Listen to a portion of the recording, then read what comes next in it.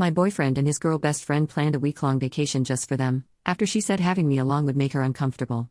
My 28 female boyfriend, 29 male, wanted to go on a vacation this summer to his mom's friend's house in Hawaii with me and his two best friends, 25 male and 29 female. We had been planning on this all spring, and at some point, 25 male dropped out of the trip, leaving just the three of us.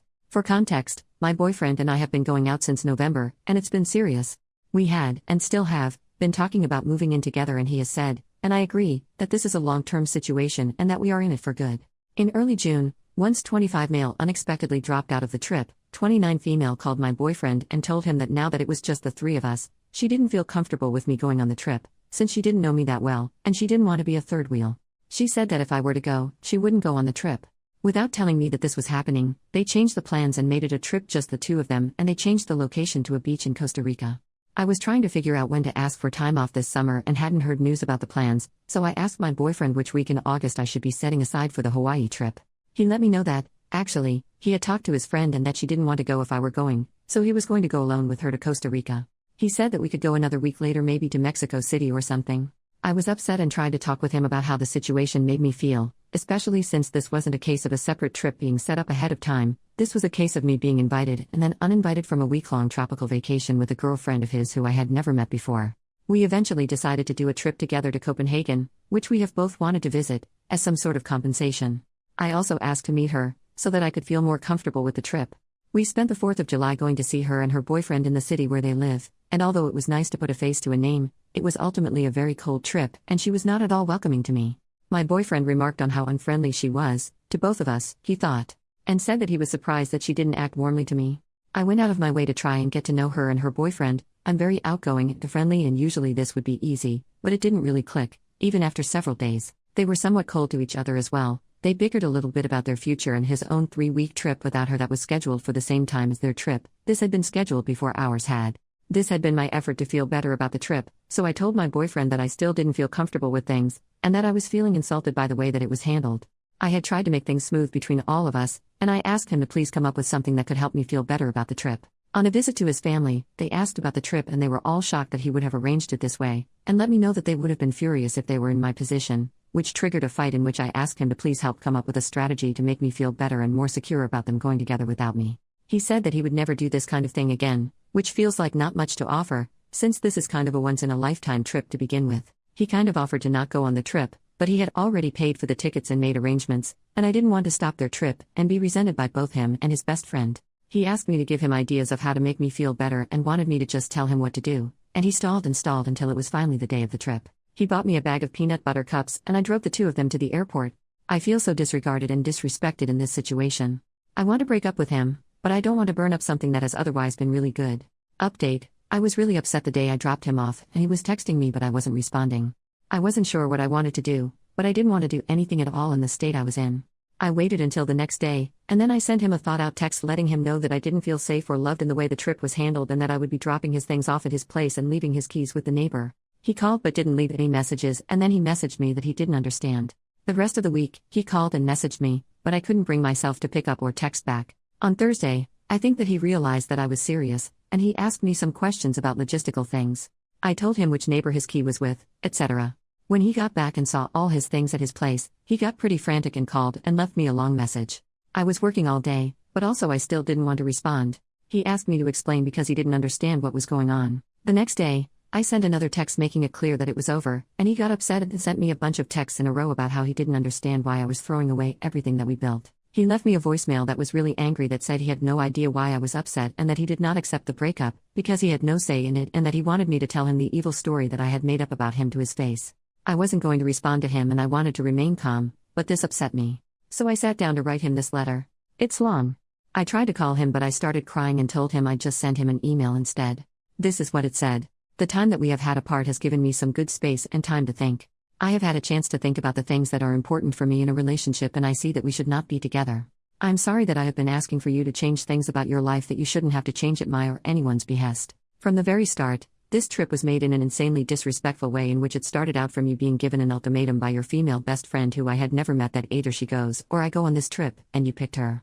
You didn't offer to have her meet me. Theoretically I was your long-term partner, so this would have made a lot of sense. You didn't encourage her to find someone else to come, and you didn't consult me at all. That's enough for most people to have a deal breaker, right there. However, I stayed. This is a person who you have a history with that is not entirely clear to me. Here is what I understand. Some bad rumors got started about the two of you in which you spent an entire night out with her on an acid trip while you were dating someone else. Nothing happened. The other thing I understand is that you were interested in her romantically at some, theoretically other, point and that she started dating her boyfriend, and that closed the door on things for you. According to what I also understand, it took a long time for 29 Female's boyfriend to feel comfortable with you being around, but you apparently worked to ultimately make him feel comfortable with you after I'm not sure how long. This is the completely unknown person who shut me out of a trip that I was originally going to go on, unilateral decision. You did not tell me this was happening until I asked when the trip to Hawaii would be. You purchased tickets in another very disrespectful situation in which I have cooked dinner and have guests present, and you chose to go into my room for well over an hour to select tickets with her, and in which I repeatedly ask you to please come to dinner because you say it will just be a few more minutes each time. There is absolutely no reason for doing it at that time and in that situation, seeing as how she is in the same time zone as us and has a 9-to-5 job. This makes me feel sick to my stomach. So, to make myself feel better about this whole arrangement, I tell you that I want to meet this person.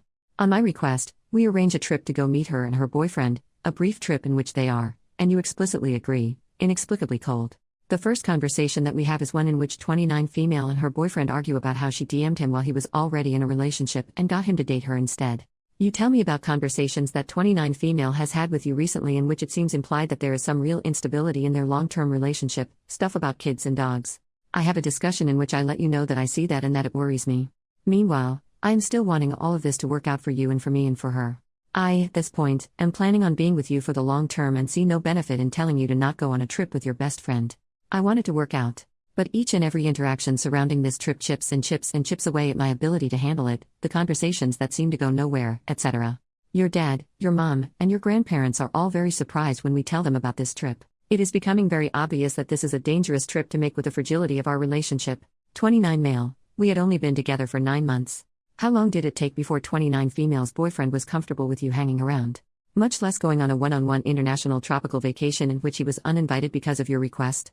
We go over it with friend at the rock climbing gym. We go over it in the car. We go over it while we're booking our Airbnb for Copenhagen. We go over it when I tell you that I still feel uncomfortable, and I do not feel good about the trip.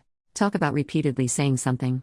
Ultimately, it appears that the original plan to meet at my place and hang out and do a game night before you two go on the trip has been cancelled, and 29 Female will be staying at my place, but not hanging out with us at all beforehand. You attribute it to you not bringing it up with her early enough. This is apparently not something that was discussed even 2 nights before the trip. You do not know what to do. I don't blame you. At this point, it was well out of hand. There is no good solution that I can think of besides waiting for the trip to be over. I tell you that either I have to get over it, or I have to break up with you, and that I don't want to break up with you.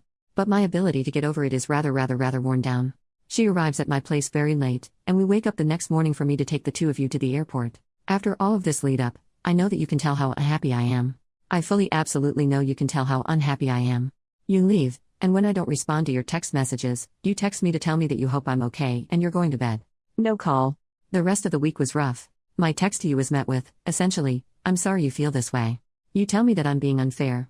There is no acknowledgement, and there still has been none, that this trip to a damn honeymoon destination, as we have discussed before, could be a crazy and horrible thing to go through with, even with my quasi-blessing. This is not something that people in relationships have to deal with. This is not something that people in relationships do, besides 29 Female, I guess. In the end, all of this is to say that I have felt serious emotional needs go seriously unmet in a way that is a deal-breaker for me. There have been some wonderful, very positive times, but there has been an unnecessary amount of heartache and suffering for me over things that come down to what I can only assume are personal differences. I cannot handle your relationship with 29 Female.